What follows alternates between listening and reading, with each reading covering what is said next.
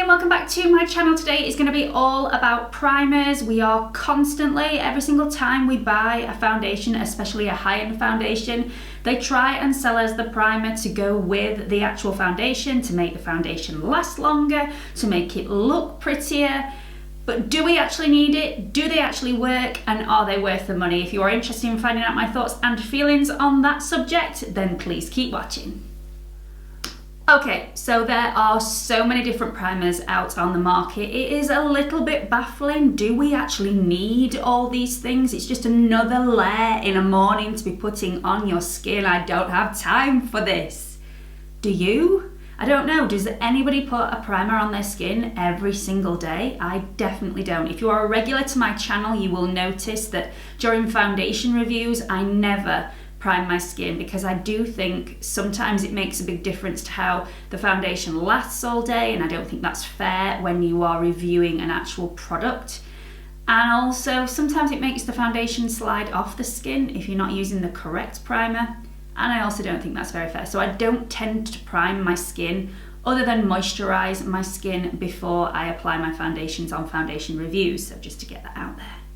Okay, so the primer I'm going to be trialing out today on half of my face is going to be a pore minimizing primer and also a longevity primer. So it should airbrush my pores, and it should also make my makeup last a lot longer than if I didn't have a primer on at all. We'll see if that works. But let me just touch on oil primers, radiance primers and illuminating primers first, because I think these are sometimes completely invaluable if you have a more mature skin. These really lift the skin, make it more radiant, make any foundation look flattering on any skin maturity. So I do think, especially if you are still wanting to wear a matte foundation, but you don't think a matte foundation looks as flattering on your skin anymore as it used to, maybe just add a few drops of the Revolution baking oil. This will just give it that slight bit of radiance and just lift it a little bit, making you look much more radiant and making the foundation look a lot more flattering on your skin. Now, I don't wear primers every single day, but another one that I absolutely love is the Maybelline Master Prime Illuminating Primer. This is cheap as chips. I think this is about $8.99, and it will last you such a long time. I actually have this on today underneath the NARS Natural Radiant Longwear Foundation. It just gives it that little bit of a boost and a little bit of extra glow, and I just think it's so flattering on the skin. So I really like this one. If you are after a high-end version of a primer, then the Laura Mercier Radiance Primer is also a beautiful primer to try out. Now, I'm not saying you need to go out and buy a primer if you have more mature skin. Sometimes all you need is a couple of drops of oil underneath your foundation, or even just to moisturize your skin really well before you put your foundation on your skin. Just gives that natural glow through your foundation and just looks far more flattering on the skin than just a plain matte foundation. So do try out moisturizing your skin really well, or using a couple of dabs of oil before you go out and spend the money on an expensive primer. Okay, so before I take all this off and try out a primer for you on camera, let's just talk about a couple of the rules that you need to adhere to when you are picking a primer. You need to know what foundation you are going to be wearing, and you need to know the ingredients in that foundation. If the main ingredient in that foundation is silicone, you need to go for a silicone-based primer. If you go for a water-based primer, that foundation is just going to slide straight off your face. Exactly the same goes for if you are going for a water-based foundation. You need to pick a water-based primer, because if you don't, it's going to slide straight off your skin and you are wasting your money. So make sure you follow those two rules and you should be absolutely fine. Okay, so I'm going to take all this off, and we are going to be trialing out a pore minimizing primer and a bit of a smoother. It's actually called the smoother, and it's by ESTEE LAUDER. It's very lightweight. It should do the job. It's £26 for 30 mils. Let's see if that's worth it. I'll be back in a sec. Okay, so I have taken my makeup off, and I have already moisturised my skin using The Ordinary's Matrixyl 10% and also Buffet mixed together, just a couple of drops mixed together.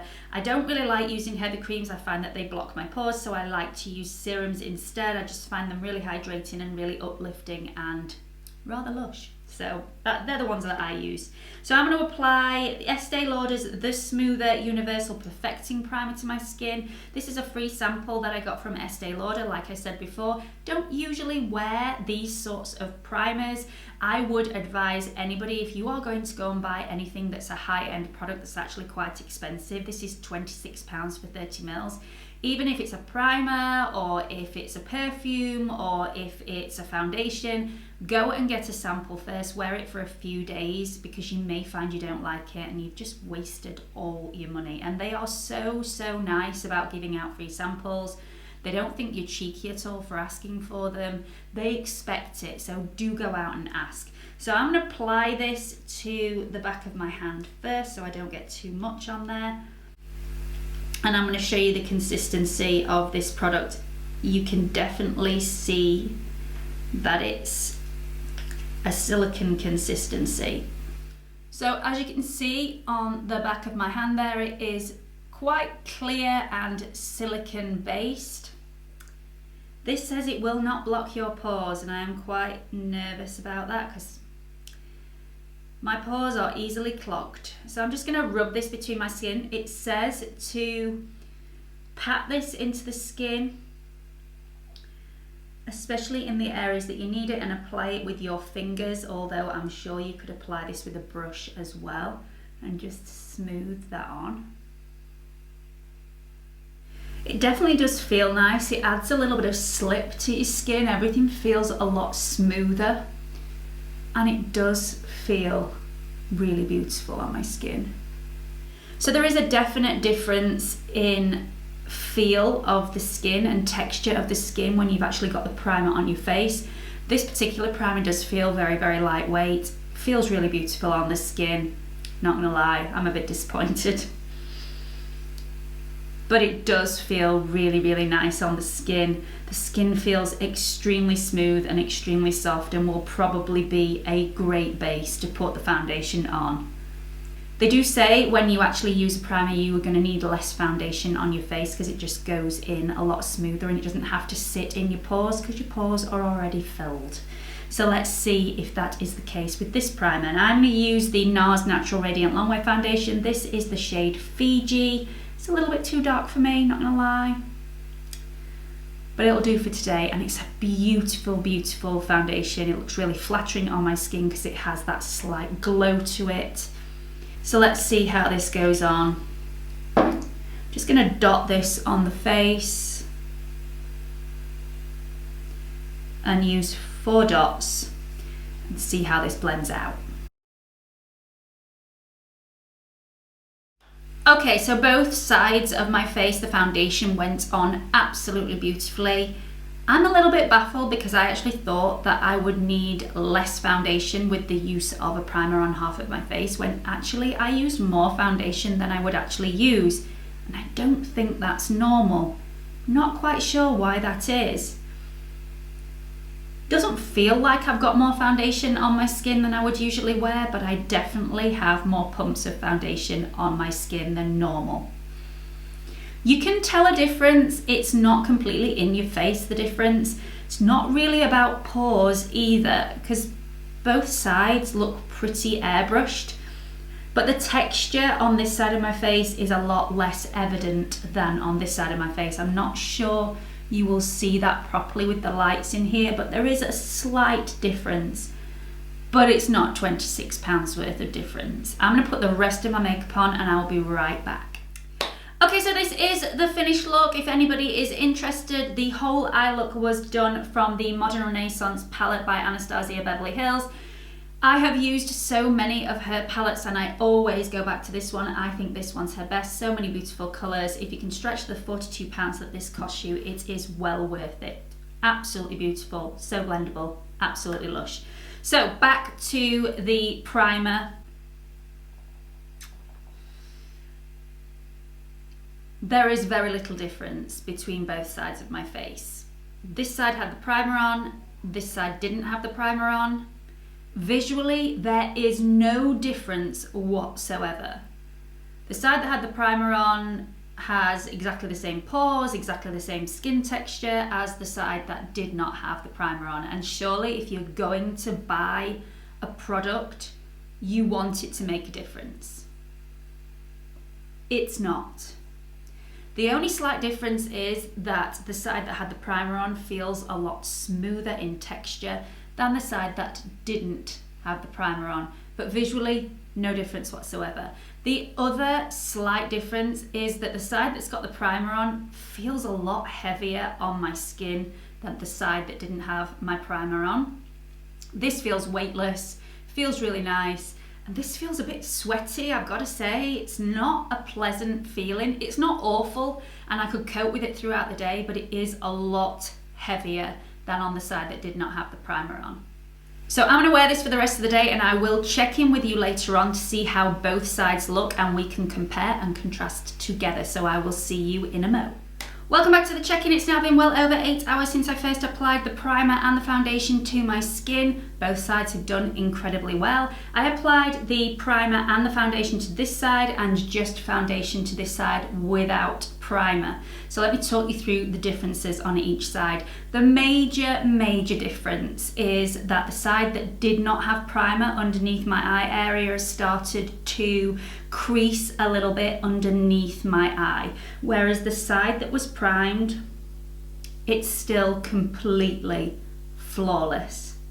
That, however, is where the positive things end, because the longevity of the foundation is the same on both sides. In fact, it's rubbed off more on the side that had primer on there. It's also gone a little bit cakey around my chin area here when the oils have come through, and it's also gone a little bit cakey around my nose area here, whereas on the side that wasn't primed, no cakiness around my chin area, and although the oils have come through slightly on my nose, there is no cakiness there either. So the positive note is my under eye area is flawless on the side that was primed and not so flawless on the side that wasn't primed.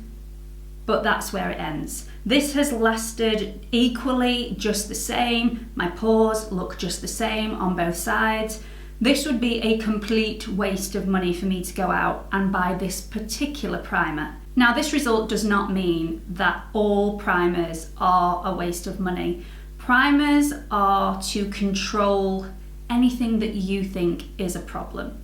If you have really oily skin and you really struggle to keep your foundation on your face because you have a lot of excess oil coming through your foundation throughout the day, then an oil minimizing primer will be the way to go, and it will be worth it to go out and buy.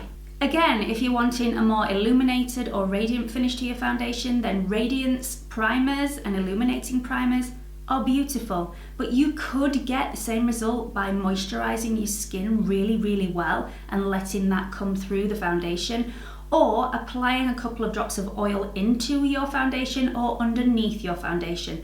That will give you more or less the same effect. So you don't need to go out and waste your money on a Radiance primer or an illuminating primer. You could get the same results with the things that you have at home. Okay, in conclusion, this obviously has not worked for me. It hasn't benefited my skin, and it hasn't benefited the longevity of my foundation. And that is a complete waste of money for me. £26 for 30 mils. Just because it hasn't worked for me does not mean it's not going to work for you. And I am definitely not saying never wear a primer again in your life. They are a waste of money. If you have specific issues with your skin, like seriously oily skin, sometimes a primer you cannot get away without using one. But a lot of the time, if you've got a really good foundation, if you invest in a really good foundation, and when I say invest, I don't mean go out and get a really expensive foundation. There are some amazing drugstore foundations available. If you find one that suits your skin, a lot of times you won't need a primer. A lot of primers are just gimmicks to get you to buy more. So my advice would be always trial out your foundations for at least 3 days without adding a primer underneath. You may find you don't need a primer at all, in which case you've saved at least £10 and a lot of time having to put 2 layers of products on in a morning. It just makes your makeup regime so much shorter if you don't have to apply a primer. Obviously, always moisturize or use your serums before you put makeup on. That is my skin prep. But I only really use a primer if I'm wanting a really natural glowy look and I don't want to introduce too much moisturizer or oil to my skin for fear that I might clog my pores. So that is my trick. I really hope you have found this video helpful and it saves you some money. If you found it helpful, please do give it a big thumbs up and don't forget to subscribe to my channel. If you haven't already, there is a watermark in this corner. If you click on it, it will take you through to my homepage where you can subscribe. Hope to see you all again soon. Bye!